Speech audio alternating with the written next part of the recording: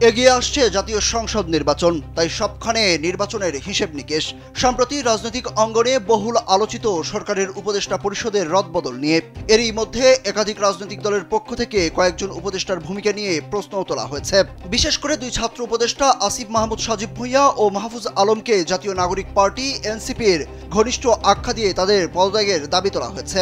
এমন পরিস্থিতিতে অন্তর্বর্তী সরকারের শিক্ষার্থী প্রতিনিধি বা ছাত্র উপদেষ্টা হিসেবে থাকা আসিফ মাহমুদ ও মাহফুজ আলম উপদেষ্টার পদ ছেড়ে ভোটের লড়াইয়ে নামবেন কিনা সেটাই এখন রাজনৈতিক আড্ডা থেকে টিভির টক শো, রাজধানী থেকে গ্রাম সবখানেই অন্যতম আলোচিত জিজ্ঞাসা হয়ে দাঁড়িয়েছে। জীবন অবাক না করলে কে করবে? 28% মিল্ক ফ্যাটের অবাক করার সাথে ফ্রেশ মিল্ক পাউডার। জীবন অবাক করুক প্রতিদিন। এমন প্রেক্ষাপটে ছাত্র উপদেষ্টাদের দুজনেই পদত্যাগের বিষয়ে ইতিবাচক অবস্থানে রয়েছেন বলে কালবেলাকে জানিয়েছেন অন্তর্বর্তী সরকার ও এনসিপির দায়িত্বশীল একাধিক সূত্র। সব ঠিক থাকলে আগামী ডিসেম্বরের প্রথম সপ্তাহের মধ্যেই এই দুই উপদেষ্টা পদত্যাগপত্র জমা দিতে পারেন। এছাড়া দুজনেই ত্রয়োদশ জাতীয় সংসদ নির্বাচনে প্রার্থী হওয়ার বিষয়ে এখন পর্যন্ত ইতিবাচক অবস্থানে রয়েছেন বলে জানা গেছে।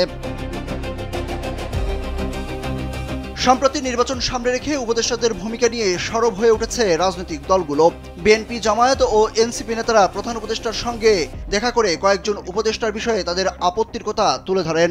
উপদেষ্টা পরিষদ নিয়ে দল ঘনিষ্ঠ ব্যক্তিদের অপসারণের দাবি জানিয়েছে বিএনপি, যদিও তারা প্রকাশ্যে কারো নাম উল্লেখ করেননি।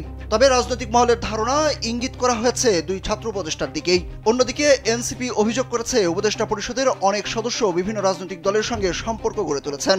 একই সঙ্গে জামায়াতে ইসলামীর পক্ষ থেকেও কয়েকজন উপদেষ্টার বিরুদ্ধে ষড়যন্ত্রে জড়িত থাকার অভিযোগ উঠেছে। সরকারের একটি দায়িত্বশীল সূত্র বলছে, অন্তর্বর্তী সরকারের শীর্ষ পর্যায় থেকে দুই ছাত্র প্রতিনিধি উপদেষ্টাকে গত সেপ্টেম্বরের মাঝামাঝি সময়ের মধ্যে পদত্যাগের পরামর্শ দেওয়া হয়েছিল। তখন তারা আরও সময় নেওয়ার কথা জানান। তবে বর্তমান প্রেক্ষাপটে তারা আগামী ডিসেম্বরের প্রথম সপ্তাহের মধ্যে পদত্যাগ করবেন। এটা অনেকটাই চূড়ান্ত। সংশ্লিষ্টদের সঙ্গে কথা বলে কালবেলা জানতে পেরেছে আসিফ মাহমুদ ও মাহফুজ আলম দুজনই আগামী নির্বাচনে অংশ নেবেন। আসিফের বাড়ি কুমিল্লার মুরাদনগরে। এই উপজেলা নিয়ে গঠিত কুমিল্লার 3 আসন। তবে তিনি এই আসন থেকে নির্বাচন করবেন না বলে আগেই জানিয়েছেন।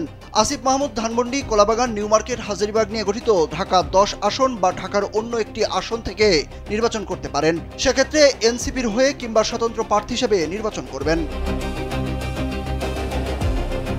অন্যদিকে লক্ষ্মীপুর 1 আসন থেকে নির্বাচন করতে পারেন তথ্য উপদেষ্টা মাহফুজ আলম। জোটগত কারণে বিএনপি এবারও আসনটি ছেড়ে দিতে পারে। সেক্ষেত্রে মাহফুজ আলমই জোটগত কিংবা এনসিপির প্রার্থী হতে পারেন।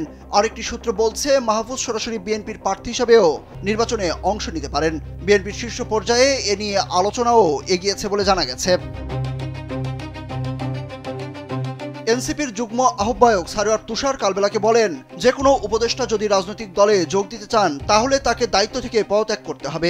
এরপর এনসিপিতে তারা যুক্ত হওয়ার আগ্রহ প্রকাশ করলে দলের নীতি নির্ধারণী পর্যায় থেকে অন্তর্ভুক্ত করার ব্যাপারে চূড়ান্ত সিদ্ধান্ত নেওয়া হবে। তিনি বলেন, এনসিপি অবশ্যই চাইবে ছাত্র উপদেষ্টারা যারা গণঅভ্যুত্থানের প্রতিনিধি হিসাবে সরকারের আছেন তারা যদি এনসিপিতে যোগ দিতে চান, এনসিপি তাদের স্বাগত জানাবে।